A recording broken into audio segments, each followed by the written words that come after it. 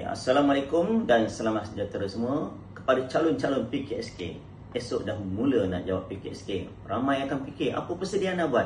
Ramai akan cari IC, alat tulis, kalkulator. Tapi persediaan yang paling penting adalah yang ini.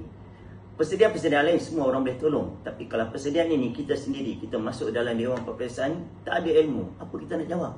Ada 3 bahagian. Ingat, bahagian mana yang paling penting? Artikulasi penulisan hanya 10%. Jawab 100 patah perkataan baru dapat 10 markah. Tapi bahagian yang paling penting ialah 70%, iaitu bahagian B. Ini bahagian IQ, bahagian kecergasan intelek. 70% yang merangkumi apa? Bahasa Inggeris, matematik dan sains. Dan lagi satu bahagian 20% saja insaniah. Kamu jawab tentang apa suka kamu dan sebagainya, hanya 20. 10, 20, 70. Jadi bahagian yang paling penting ialah 70%. Jadi tolong fokus pada bahagian 70%, sebab bahagian inilah menguji tentang pengetahuan am, tentang matematik, tentang sains. Bagi calon-calon untuk menguji bahagian artikulasi penulisan, banyak nak baca. Jadi tolong fokus pada satu. Tekniknya begini.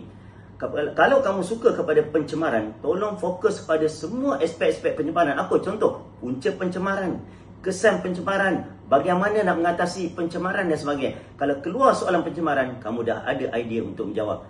Baca yang lain tu sebagai backup. Jadi cikgu harap kepada calon-calon PKSK, semoga kamu berjaya pada hari esok dan akhirnya berjaya ke sekolah yang dihajati sama ada MRSM, SBP, SMKA dan sebagainya. Jumpa lagi.